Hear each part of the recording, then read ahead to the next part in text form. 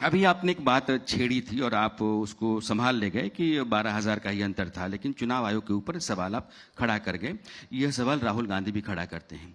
चुनाव आयोग ने लिस्ट जारी कर दी कि ये लिस्ट है जिन लोगों के वोटर्स की है। चुनाव आयोग कहता है कि आप मेरे पास नहीं आते हैं, आप जाकर के पब्लिक में मंच में कहते हैं। चुनाव आयोग वर्सेस अपोजिशन, ये लड़ाई रहती है तो इसमें एक अजीब सा कन्फ्यूजन भी दिखता है कि हम लड़ेंगे भी, चुनाव आयोग पर सवाल भी खड़ा करेंगे। देखिए, सच्चाई ये है 2014 के बाद से जितने भी कॉन्स्टिट्यूशनल इंस्टीट्यूशन यानी संवैधानिक संस्थाएं हाईजैक हो रखे हैं, कॉम्प्रोमाइज हो रखे हैं, ये सच्चाई है। हम ईडी के बारे में बोलते हैं, सीबीआई के बारे में बोलते हैं। आपको नहीं लगता ये एजेंसियां केवल विपक्ष के नेताओं के पास रहती है? और जो बीजेपी में चला जाता है तो एजेंसियां जो है केस वापस ले लेती है। हुआ है कि नहीं हुआ है? और इसमें तो सुप्रीम कोर्ट ने कितनी हार्ड टिप्पणी की ईडी को लेकर के कि misuse of the power of PML act. There so many articles if you read, बहुत सारे ये भी। तो आप देखिए, जो भी इलेक्शन कमीशन है, चुनाव इलेक्शन कमीशन को अनाउंस करना होता है तारीखें। अनाउंस करने से पहले बीजेपी के आईटी सेल को पता था कौन कौन तारीख को चुनाव होना है। ये कहां से होता है, क्यों होता है? और जब भी हमारा कोई क्वेश्चन है या हमारी कोई चिंताएं हैं तो चुनाव आयोग को इन चिंताओं को दूर करना चाहिए। कभी भी आप लोगों ने नहीं देखा होगा प्रयास कि चुनाव आयोग के द्वारा जो है ये किया जा रहा है। तो इलेक्शन कमीशन, अब हमको तो सब लोग जान रहे हैं कि आजकल जो है कैसे काम करता है। इलेक्शन कमीशन नहीं, बीजेपी का आपका वो पार्टी का सेल हो गया है, प्रकोष्ठ के रूप में काम करता है। ये गंभीर पर आरोप आप बताइए, है। मैं एग्जाम्पल दे देता हूँ। एग्जाम्पल आते हैं। मैं आरोप क्या, हम तो सत्य बोल रहे हैं, आप आरोप के रूप में लीजिए। अभी बाई इलेक्शन था, अयोध्या में क्यों नहीं चुनाव कराया गया, क्यों कैंसिल कराया गया? क्या रीजन दिया गया? रीजन क्या दिया गया कि पर्व त्योहार है इसलिए। हमारे बिहार में छठ चल रहा था, उससे बड़ा कोई पर्व था, यहां क्यों नहीं रद्द किया गया? क्योंकि अयोध्या से अलग मैसेज जाना था। तो आरोप क्या है बताओ, अगर इसमें झूठ बोल रहे हो तो? आप तो राजनीतिक दल के एक नेता हैं और ये आरोप बहुत गंभीर इसलिए है कि चुनाव आयोग जिनकी जिम्मेदारी है कि आप फ्री एंड फेयर इलेक्शन करवाएं, ये उन्हीं की जिम्मेदारी। पहले होता था, चुनाव आयोग की टीमें बनती थी, चुनाव आयोग का काम होता था फेयर और फ्रीली इलेक्शन जो है कराए, वातावरण ऐसा बनाए। आजकल चुनाव आयोग के जो लोग बैठे हुए हैं उनको इसीलिए भेजा जाता है कि एक पर्टिकुलर पार्टी के लिए काम करना है।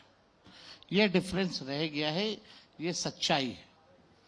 लेकिन तेजस्वी जी, लोग पूछेंगे ना अभी भी कितने बड़े तादाद पे वोटर लिस्ट से नाम हटाए जा रहे हैं लोगों के, ये सच्चाई है। We have evidence.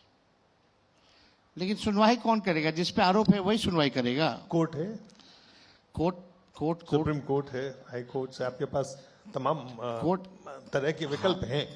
कोर्ट में जाएंगे, हम लोग जाएंगे और हम लोग गए भी हैं। चलिए, अगला सवाल ये है कि विपक्ष जो आपके विरोधी हैं, जो भी सत्ता में हैं, नीतीश जी सबसे भी सीनियर लीडर हैं।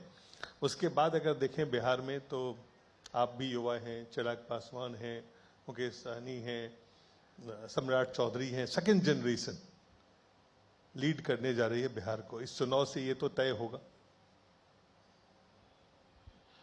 अब लोग अपने अपने दल में लोग हैं जी, और सम्राट चौधरी जी तो लालू जी की पाठशाला से गए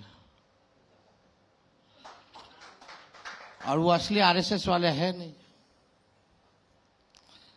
और उनके पिता ने माननीय मुख्यमंत्री जी को क्या क्या उपाधि दी है वो तो हम बोल भी नहीं सकते, अच्छा भी नहीं लगता है। नहीं, लेकिन ये सवाल बहुत अच्छा है। लेकिन ये अच्छा है, ठीक है। जनरेशन वोटर्स सबसे ज्यादा कौन है बिहार में? नौजवान है। तो अच्छी बात है, नौजवान अगर लीड करे तो इसमें बुराई क्या है। नहीं बुराई नहीं, और मैं हम कह तो रहा हूं- चाहते हैं तो- कि युवा जो है वो पॉलिसी मेकिंग और डिसीजन मेकिंग में आए।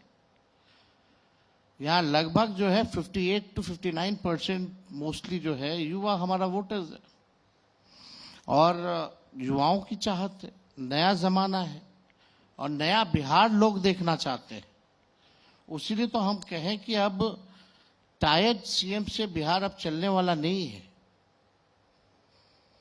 इसलिए लोग जो है बदलाव चाहेंगे, और इस सरकार में जितनी लाठियां युवाओं ने खाई है, उफ तक नीतीश जी ने नहीं कहा, मलहम तक नहीं लगाया उन्होंने,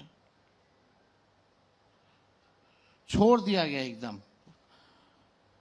कितना बार पेपर लीक हुआ है बिहार में? पहले 2005 से पहले कोई पेपर लीक होता था?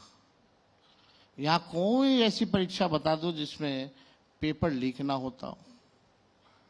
और आप हमको इलेक्शन कमीशन के बारे में कह रहे थे, इनका भी सिंबल दे दिया गया किसी और को। चिराग पासवान जी की पार्टी को तोड़ा गया, सिर्फ सेना की पार्टी को तोड़ा गया, एनसीपी की पार्टी को तोड़ा गया। अब पार्टी में टूट हो सकती और है। पार्टी में टूट, बट डिसीजन कैसे लिया गया वो इस भूमिका आरजेडी भी जब आरजेडी बने तब भी टूट ठीक गया, है, जनता दल ठीक टूट है। गया, आरजेडी बनी, ये भी आप आपको पता है। आपको बाहर से जो भी कहना कह लीजिए, अंदर से आप भी जानते हैं। अभी आपने कहा कि इस राज्य में सबसे ज्यादा नौजवान हैं और नौजवानों का पार्टिसिपेशन बढ़ना चाहिए। जब टिकट का बंटवारा होता है तो हर दल जो है लास्ट टाइम सबसे ज्यादा हम लोगों ने युवाओं को दिया, और सबसे ज्यादा युवा विधायक हमारे पार्टी में। चलिए तो मेरा नाना जी एक सवाल था जो मैं पूछना चाहता था कि इन युवा की जो फौज है, अभी जो मैंने नाम लिया, नीतीश जी सबसे सीनियर है, आपने कहा ये उनका लास्ट इलेक्शन है, तो क्या यहां से बिहार के बदलाव की असल शुरुआत हो रही है? हम माने, बिहार के लोग माने ये कि हाँ अब बिहार में चूंकि नेक्स्ट जनरेशन टेक ओवर शुरुआत हो चुकी है बिहार एकदम में। एकदम ना पीपल दे वोंट चेंज, बदलाव चाहते हैं, और खटारा गाड़ी में लोग नहीं बैठना चाहते हैं। अब तेज रफ्तार से बिहार तेजी से विकास करना चाहता है। लेकिन सम्राट जी कहते हैं उनकी लड़ाई तेजस्वी से नहीं है, उनकी लड़ाई लालू प्रसाद यादव से है, नीतीश वर्सेस लालू प्रसाद की है।